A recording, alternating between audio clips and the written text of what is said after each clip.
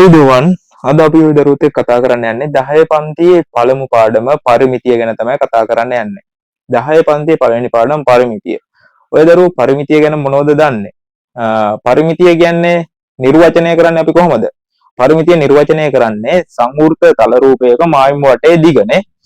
සංවෘත තල රූපයක මායිම් වටේ දිග. දැන් ඔය දරුවන්ට කිව්වහම එකපාරම හිතෙන්න පුළුවන් සංවෘත තල රූපයක් කියන්නේ මොකද්ද කියලානේ. සංවෘත තල රූපයක්. සංවෘත තල රූපයක් කියන්නේ දරුවෝ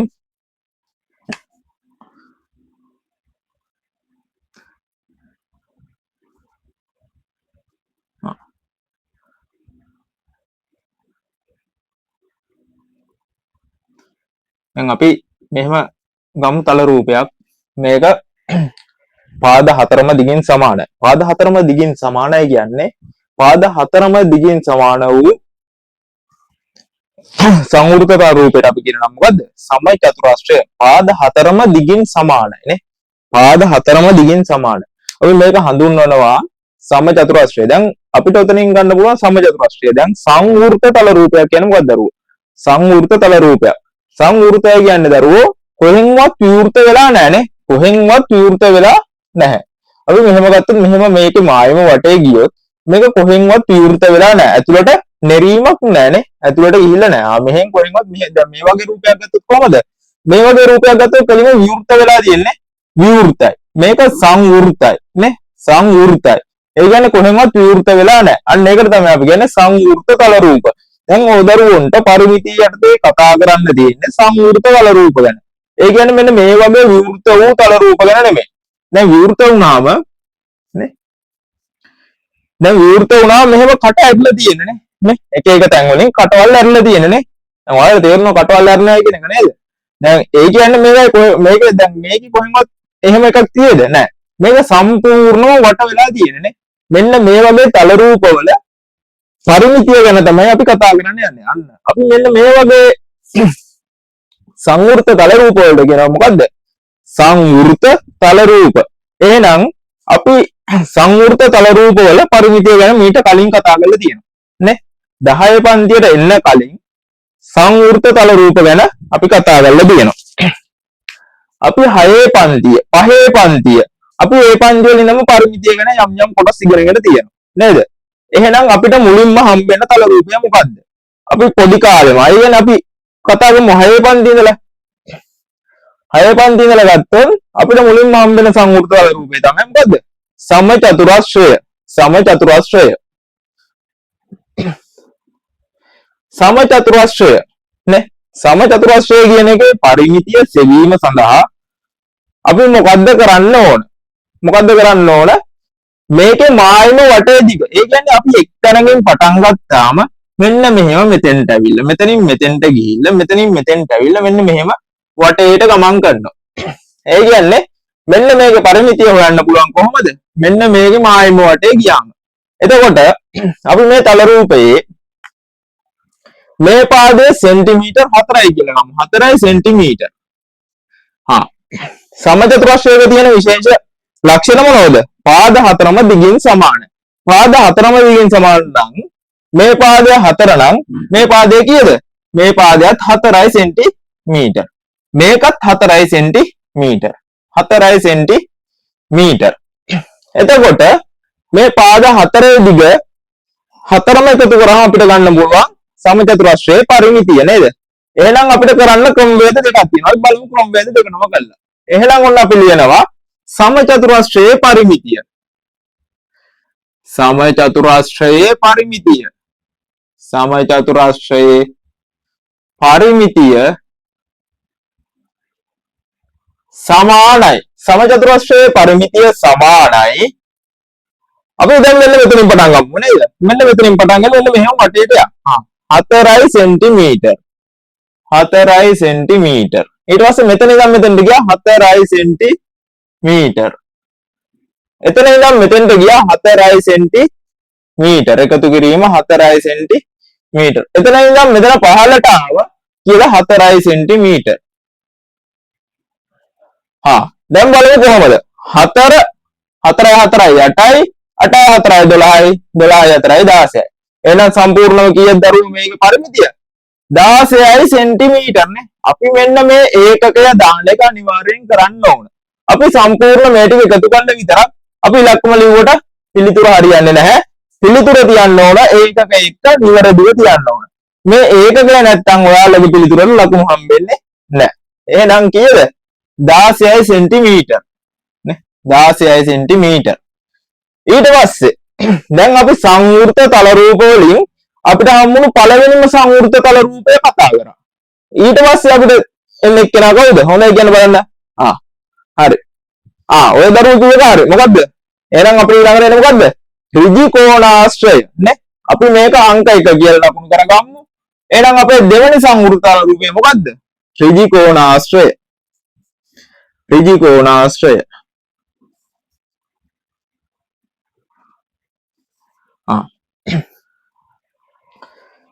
ඍජු කෝණාශ්‍රය. ඍජු කෝණාශ්‍රයේ පරිමිතිය සොයන සූත්‍රය. මොකද සූත්‍රයක් තියෙද? ඒකෙත් මායිම වටේ දිග මොන සූත්‍රවලනේ? සූත්‍ර තියෙනවා. අපි මොකද්ද ගන්නෙ? මේකත් මායිම වටේ දිග. මේකේ තියෙන ලක්ෂණ මොකද්ද? සම්මුඛ පාද සමානයි. සම්මුඛ පාද සමානයි නේ. සම්මුඛ පාද සමානයි. ඒ කියන්නේ මෙන්න මෙයාට ඉදිරියෙන් තියෙන පාදය සමානයි. මෙයාට එහෙනම් කවුරු සමානයි? මෙයාට මෙයා සමානයි. මෙයාට මෙයා සමානයි. එහෙනම් සම්මුඛ පාද සමානයි. සම්මුඛ පාද සමාන නම් මෙතන 12 සෙන්ටිමීටර්. මෙතන 12 සෙන්ටිමීටර් නම් මේකත් 12 සෙන්ටිමීටර්. මේ පැත්ත 12 නම් මේ පැත්තත් 12යි. එතකොට මේ පැත්ත 6 නම් මේ පැත්ත 6 සෙන්ටිමීටර් කියලා ගත්තොත් මේ පැත්තත් 6 සෙන්ටිමීටර්. 6 සෙන්ටිමීටර්. එහෙනම් දැන් අපි මේ සංවෘත තල රූපය මොකද්ද? මායිම වටේ දිග. කොහොමද ගන්නෙ? එහෙනම් උන අපි ලියනවා ඍජු කෝණාශ්‍රයේ පරිමිතිය. ඍජු කෝණාශ්‍රයේ පරිමිතිය.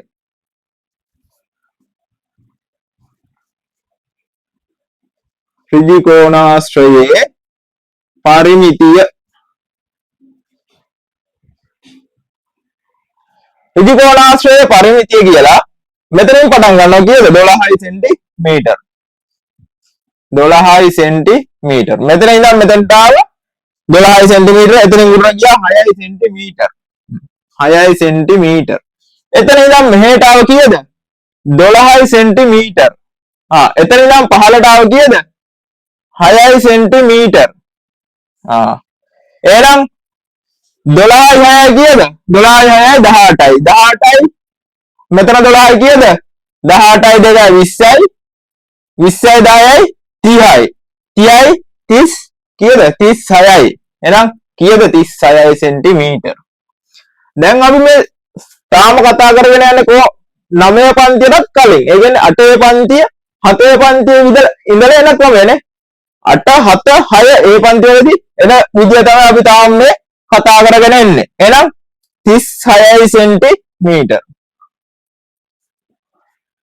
36 සෙන්ටිමීටර්. ඊට පස්සේ අපි යනවා තුන්වෙනි එකට. අපිට තුන්වෙනියට කතා කරන්න තියෙන්නේ මොකක්ද දරුවෝ? සංවෘත තල රූප වලින්. කියන්න බලන්න. ත්‍රිකෝණය. හොඳයි. ත්‍රිකෝණය. දැන් අපිට ත්‍රිකෝණ වර්ග තියෙනවා තුනක් නේ. අපි මේ අවස්ථාවේදී කෝණ අනුව ත්‍රිකෝණ වර්ග කරන්න අවශ්‍යතාවයක් නැහැ. අපිට කෝණ අනුව ත්‍රිකෝණ කොහොම තියුණත් අපිට ප්‍රශ්නයක් නැහැ. අපිට ඒක පරිමිතියට අදාළ නැහැ. හැබැයි අපි මෙතෙන්දි කතා කරන්නේ පාද අනුව ත්‍රිකෝණ. පාද අනුව කියන බලන්න දරුවෝ ත්‍රිකෝණ වර්ග කීයක් තියෙද? 3යි. හොඳයි. එහෙනම් සමපාද ත්‍රිකෝණ, සමද්විපාද ත්‍රිකෝණ, විෂමපාද ත්‍රිකෝණ. එහෙනම් සමපාදය කියන්නේ මොකද්ද? පාද තුනම දිගින් සමාන වූ ත්‍රිකෝණ. එහෙනම් ඊට පස්සේ සමද්විපාද කියන්නේ පාද දෙකක් සමානයි අනිත් එක ඊට වඩා වෙනස්. එහෙනම් දෙකක් සමානයි එකක් වෙනස් නේ. එහෙනම් සමද්විපාද. මම මේ වලට ඔක්කොම පාඩම් මතක් කරගෙන එන්නේ. ඊට පස්සේ අපි යනවා විෂමපාද. ඒ කියන්නේ මොකද? පාද තුනම එකිනෙකට වෙනස් නේ. පාද තුනම එකිනෙකට වෙනස් වූ ත්‍රිකෝණ. අපිට දැන් මෙන්න මේ ත්‍රිකෝණ වර්ග තුනම තියුණට අපිට ඒ තුනම අදාළත්වයක් වෙන්නේ නැහැ. ඒ වැඩකුත් නැහැ. අපි ත්‍රිකෝණයේ පරිමිතිය හොයනකොට ඒකත් මායිම වටේ දිගනේ. එම සංවෘත තල රූපයේ මායිම වටේ දිග.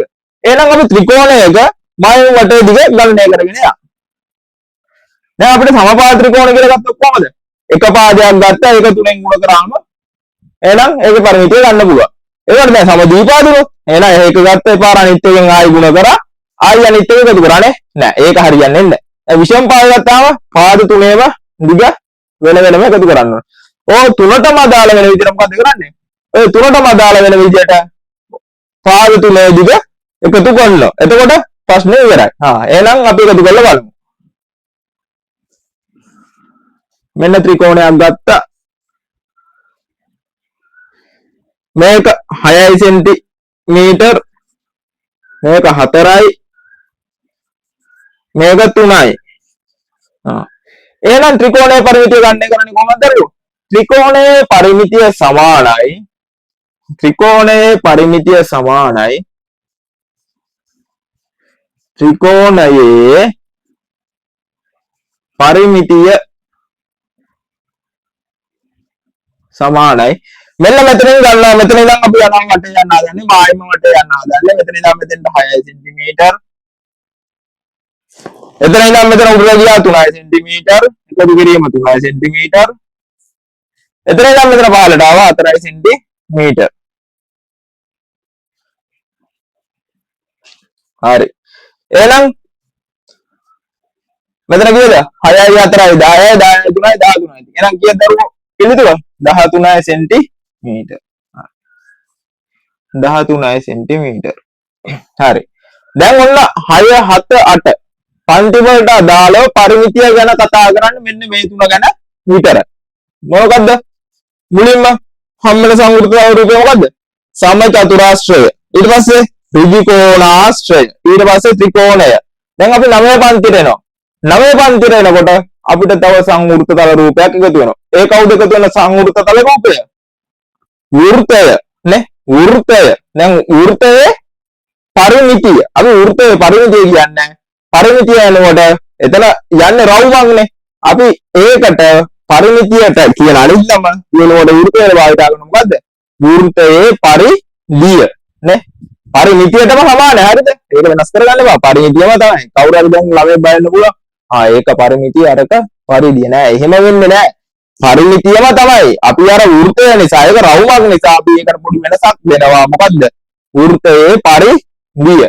දැන් අපි දැන් මෙන්න 6 7 8 දැන් මෙන්න මේ ශ්‍රේණිය වලදී මෙන්න මේ විදිහට තමයි මේක ගණනය කරන්නේ.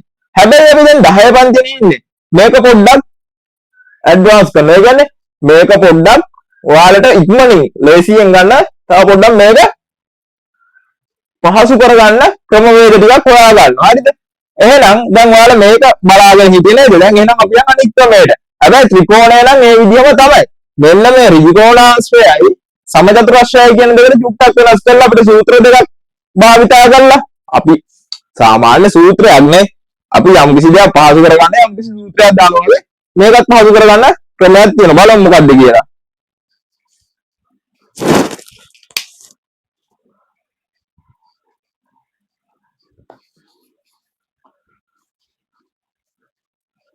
හරි. එහෙනම් කොහොමද? එක පාදයක් 4යි නම් ඒ වගේ පාද 4ක්. එක පාදයක් 4යි නම් ඒ වගේ පාද 4ක්. එහෙනම් 4 සෙන්ටිමීටර් ගුණ කරන්න ඕන කීයද? සමාන පාද 4ක් තියෙනනේ. එහෙනම් 4ෙන් ගුණ කරාම උත්තරය එනව නේද? උත්තරය එනවා. එහෙනම් 4 සෙන්ටිමීටර ගුණ කිරීම 4. 4 වරක් 4 16යි. අපිට ඉස්සෙල්ලාම පිළිතුර ආවා. අපි ඇත්තට ලියුවේ නෑනේ. අර වගේ ලිව්වද? එච්චර ලිව්වේ නෑ. මෙහෙම වටේ සම්පූර්ණම 1 2 3 4යි ඉලක්කම් 4ක් ලියලා සෙන්ටිමීටර් 4 පාරක් ලියනවා. ඔන්න ඒක එක පාර සෙන්ටිමීටර් එක ඉලක්කම ඉලක්කම් දෙකෙන් වැඩේ ගොඩ නේ. ඉලක්කම් දෙකෙන් වැඩේ ගොඩ. එහෙනම් කීයද?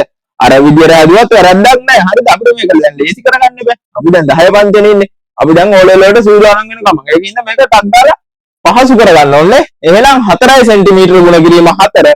මෙන්න අපිට ඉස්සෙල්ලා උත්තරේ කීයද? 16 සෙන්ටිමීටර නේ. 16 සෙන්ටිමීටර. ත්‍රිකෝණාශ්‍රයයක් තියෙන පොඩි ක්‍රමයක් නේ. ත්‍රිකෝණාශ්‍රයයක් දාලා බලමු අපි. ඔන්න දැන් මෙන්න මේක මකනවා. දැන් ඔයාලට මතක නේද? 36 සෙන්ටිමීටර දාලා මේක පොඩ්ඩක් මකලා බලමු. නමකනවා. හරි.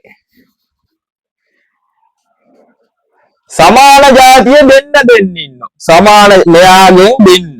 මෙයාගෙන් දෙන්න.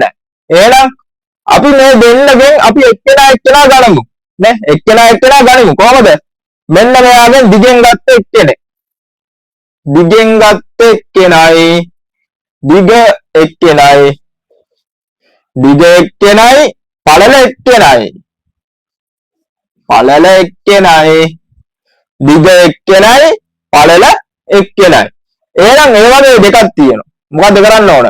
අපි මෙන්න මේ දෙන්න එකතු කරලා ඒක දෙකෙන් ගුණ කරන්න ඕන. ඔන්න බලමු කොහොමද කියලා. ඒක දෙකෙන් ගුණ කරනවා. එහෙනම් ඔන්න අපි ආදේශ කරනවා දෙක වරහන් දිග කීයද? 12 සෙන්ටිමීටර්. පළල කීයද? 6 සෙන්ටිමීටර්. 6 සෙන්ටිමීටර් 12යි 6යි. අපි දන්නවා මොකද්ද අපිට ක්‍රමවේද තියෙනව නේද? ඔයාලා දන්නව නේද? ගණිත කර්ම කොහොමද පිළිවෙල? 1 බෙදු බැරි වරහන් අල්ලයන් බයන්න කියන්නේ මොකද්ද? බෙදීම, ගුණ කිරීම, එකතු කිරීම, අඩු කිරීම නේ. එන්න පිළිවෙලට. එහෙනම් වරහන් ඇතුලේ ඉන්න දෙන්නේ මුලින්ම සුළු කරන්න ඕන 12යි 18යි සෙන්ටිමීටර්. වරහණෙන් අපිට කියන්නේ මොකද්ද? ගුණ කිරීම නේ. වරහණෙන් පිට ඉලක්කමක් දීලා වරහණ ළඟ කිසියම් ලකුණක් නැත්නම් එකතු කිරීමක් අඩු කිරීමක් නැත්නම් එහෙනම් වරහණත් එක්ක මොකද්ද වෙන්නේ? වරහණත් එක්ක වෙන්නේ ගුණ වෙන එක නේද? හරි. එහෙනම් මෙන්න වරහණ වෙනුවට ගුණ කිරීම දෙකෙන් ගුණ කරනවා. කීයද? 36 සෙන්ටිමීටර් දෙවරක් 8 16න් 6 එකක් ඉතුරුයි දෙවරක් 1 2 1 3 36 සෙන්ටිමීටර්. එහෙනම් අපිට ඉස්සෙල්ලා උත්තරේ මාව නේද? ඉස්සෙල්ලා උත්තරේ මාව නේද? එහෙනම් 36 සෙන්ටිමීටර්. ත්‍රිකෝණ නම් ඉතින් වෙනසක් නැහැ. ත්‍රිකෝණ නම් පාද තුනේ දිග එකතු කරන්න ඕන. සමපාද වුණොත් මම කිව්වා මොකද්ද? සමපාද වුණොත් නම් එක පාදයක දිග ගත්තා. ඒක තුනෙන් වැඩි කරන්නේ. ඒ වගේ තුනක් තියෙන ඉඳ දැන් උදාහරණයක් ලෙස මේක 6 සෙන්ටිමීටර්. 6 සෙන්ටිමීටර් දැන් අපිට දීලා තියෙනවා මේ ත්‍රිකෝණය පාද තුනම සමානයි කියලා. මේකට මේක සමානයි, මේකට මේක සමානයි, මේකට මේක සමානයි කියලා දීලා තියෙන අවස්ථාවකදී මොකද කරන්න පුළුවන්? 6 ඒව තුනක් නේ. එහෙනම් 6 ගුණ කරන්න පුළුවන් 3. 6 වරක් 3 18 කියලා ගන්න පුළුවන්. 18 සෙන්ටිමීටර්. එහෙනම් අපිට ත්‍රිකෝණය නම් ප්‍රශ්නයක් ඇත්තෙම නැහැ. ත්‍රිකෝණයේ පාද තුනේ දිග එකතු කරාම සමපාද වලටත් හරියනවා, සමද්විපාද වලටත් හරියනවා, විෂම පාද වලටත් හරියනවා. හරි. එහෙනම් ඔන්න දැන් අපි 9 පන්තියට එනකොට ඉගෙන ගන්න තියෙන සංවෘත තල රූප ටික ඉගෙනගෙන ඉවරයි. ඔන්න දැන් අපි 9 පන්තියට නේ. ඔන්න අපි එනවා 9 පන්තියට. ඔන්න 9 පන්තියට ආපු ගමන් එක්කෙනෙක් වැඩි වෙනවා. කවුද බලමු මේ සංවෘත තල රූපය?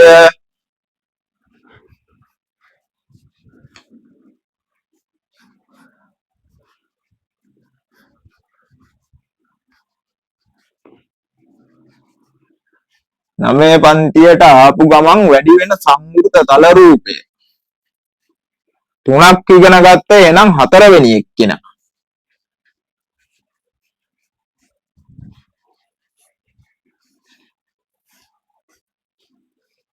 හතරවෙනි එක්කෙනා. 4 වෙනි එක්කෙනා කවුද දරුවෝ? 4 වෙනි එක්කෙනා. හොඳයි. කවුද 4 වෙනි එක්කෙනා? වෘත්තය.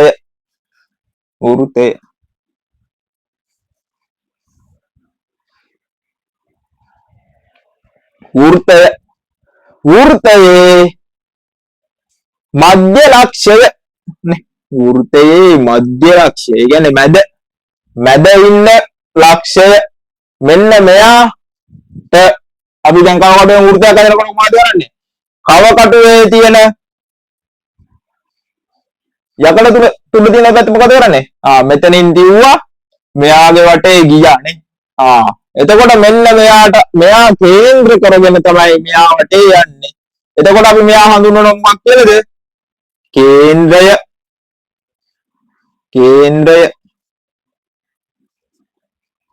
කේන්ද්‍රය. ඊට පස්සේ මෙයාගේ නම් අපි මෙයාට දුරක් අරගෙන මෙන්න මේ වටේ ඉන්න එක්කෙනාට දුරක් අරන් තමයි මෙයාගේ වටේ යන්නේ. එතකොට මෙන්න මෙයාගේ නම් මෙතෙන්ට ගන්න දුරට අපි කියනවා මොකක් කියලාද? කියන්නේ කේන්ද්‍රයේ සිට දැන් මේ වටේ ඉන්න එක්කෙනා කවුද? වටේ ඉන්න එක්කෙනාට කියන්නේ මොකද්ද? එයාට කියන නම තමයි ඡාපය. මොන අලුත් නම් ටිකක් ඉගෙන ගත්ත නම පන්තිනේ. අපි 10 පන්ති ඉන්නේ. ඒවට ඉතින් දැන් අමතක කට්ටියත් ඇදිනේ නේ. එහෙනම් මෙයාගේ වටේ ඉන්න එක්කෙනාට මොකද්ද කියන්නේ? ඡාපය. ඡාපය මෙන්න මේ රවුමට කියනවා මොකක්ද කියලාද? ඡාපය. නේ? ඡාපය. කේන්ද්‍රයේ සිට ඡාපයට අඳින රේඛාව. කේන්ද්‍රයේ සිට ඡාපයට අඳින රේඛාව හඳුන්වන්නේ මොකක්ද කියලාද? කේන්ද්‍රයේ සිට ඡාපයට අඳින රේඛාව අපි හඳුන්වනවා මොකක්ද කියලාද? අරය. මෙන්න මෙතන ඉඳන් මෙතෙන්ට ඉන්න කෙනා කවුද? අරය. අරය. දැන් තව ළමයෙකුට තව පොඩි ප්‍රශ්නයක් එන්න පුළුවන්. මොකද්ද? එතකොට සර් කොහමද සර්? එතකොට මෙතන ඉඳන් මේ දෙපැත්තටම යන රේඛාව. ඒ කියන්නේ කොහමද? මෙන්න මෙතන ඉඳන් මෙතෙන්ට. මෙන්න මේ කේන්ද්‍රය හරහා දෙපැත්තම ඡේදනය කරන. කොහොමද අපි ඒක හඳුන්වන්නේ? වෘත්තයක කේන්ද්‍රය හරහා වෙන කොහෙන්වත් මෙහෙන්වත් නෙමෙයි. කේන්ද්‍රය හරහා මේ කේන්ද්‍රය හරහා ඕනෑම අතකටනේ. ඕනෑම පැත්තකට කේන්ද්‍රය හරහා ඡාපය දෙපසින්ම ඡේදනය කරන රේඛාවනේ. ඡාපය දෙපසින්ම ඡේදනය කරන රේඛාව නේ. ඡාපය දෙපසින්ම ඡේදනය කරන රේඛාව. දෙපැත්තෙන්ම ඡේදනය කරන්න ඕනේ. දෙපැත්තෙන්ම හප්ප ගන්නවා පොඩ්ඩක් නේ. මෙයාගේ හප්ප ගන්න ඕනේ. එයාට කියනවා මොකක් කියලාද? අන්න අපි එයාට කියනවා විස්කම්භය කියලා. විස්කම්භය. අපි එයා හඳුන්වනවා විස්කම්භය.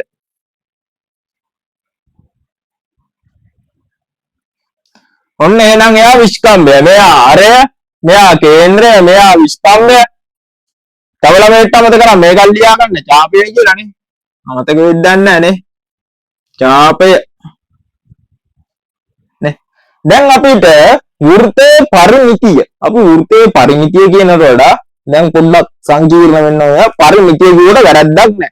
හැබැයි පරිමිතිය කියලා නෙමෙයි කියන්නේ. අපි සාමාන්‍ය වෘත්තයට බලනවා. වෘත්තයේ පරිධිය. පරිධිය කියන්නේ පරිමිතියම තමයි නේ.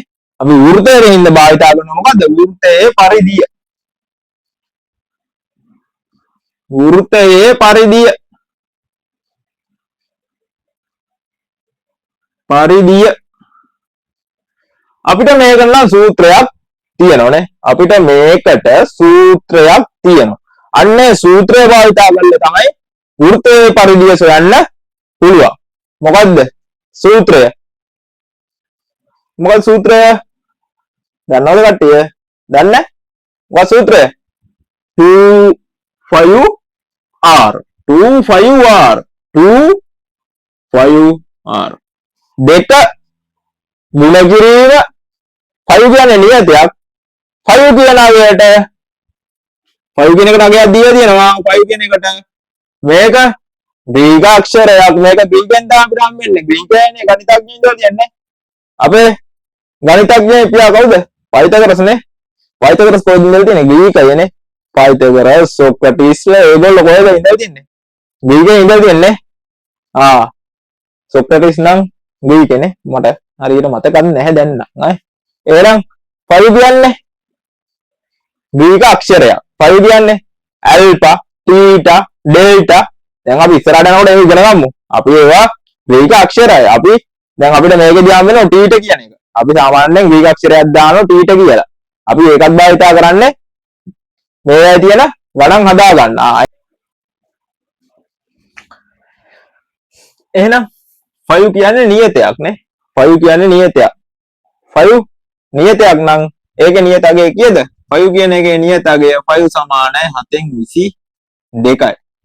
5 කියන්නේ 7න් 22යි. ඊට පස්සේ R. R කියන්නේ කවුද? R කියන්නේ අරය. අරය. ඒ කියන්නේ කේන්ද්‍රයේ සිට ඡාපයට ඇති දුර. කේන්ද්‍රයේ සිට ඡාපයට දුරට කියනවා අරය. අරය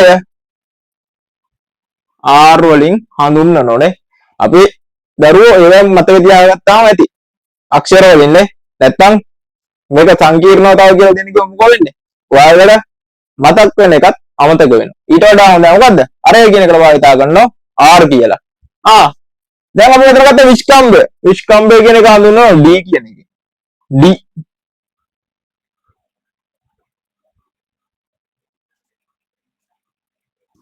විස්කම්භය හඳුන්වන්න භාවිතා කරනවා ඉංග්‍රීසි හෝඩියේ D අක්ෂරය. හරි. එහෙනම් දැන් අපි වෘත්තයක් අරගෙන මෙන්න මේ සූත්‍රය ආදේශ කරලා අපි ගානක් හදලා බලමුද? හරි. එහෙනම් හදලා බලමු. හරි. මෙන්න වෘත්තයක් ගත්තා. කේන්ද්‍රය ලකුණු කරා. කේන්ද්‍රයේ සිට චාපයට දුර 7 සෙන්ටිමීටර්. හරි. 7 සෙන්ටිමීටර්. එහෙනම් අපි මෙන්න මේ සූත්‍රයට ආදේශ කරලා අපි ගාන හදලා බලමු. වෘත්තයේ පරිධිය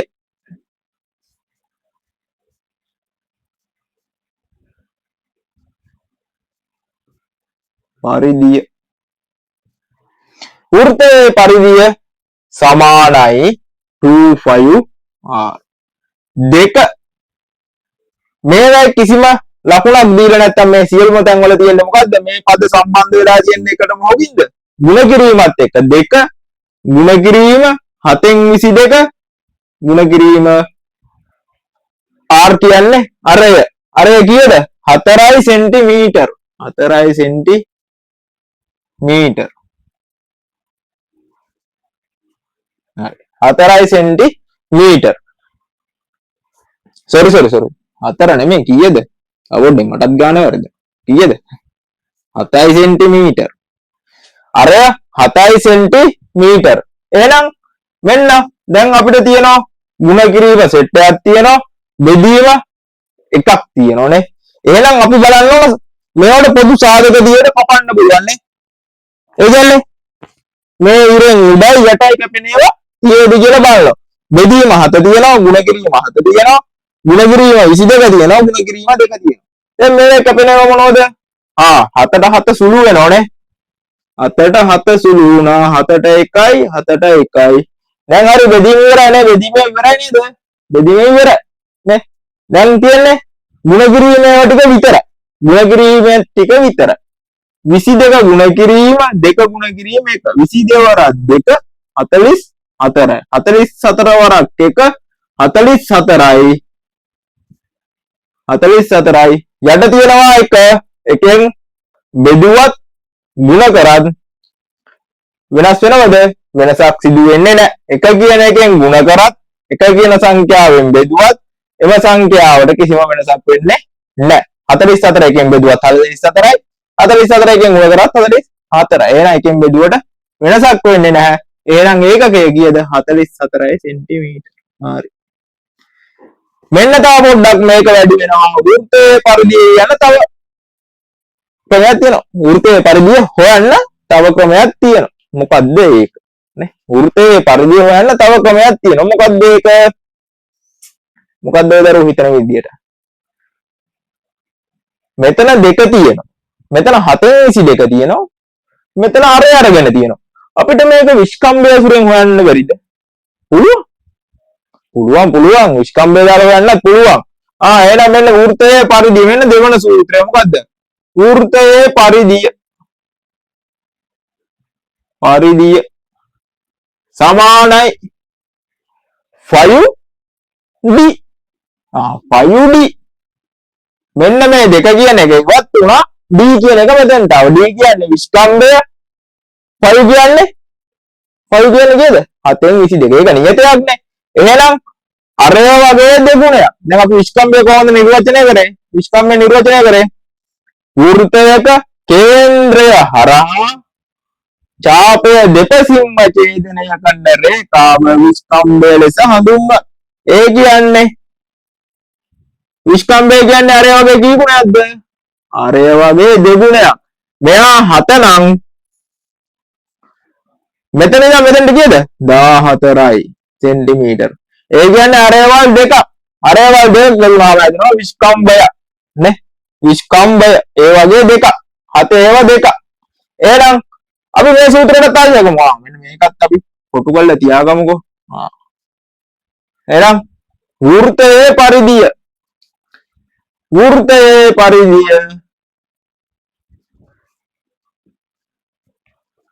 සමානයි 5D.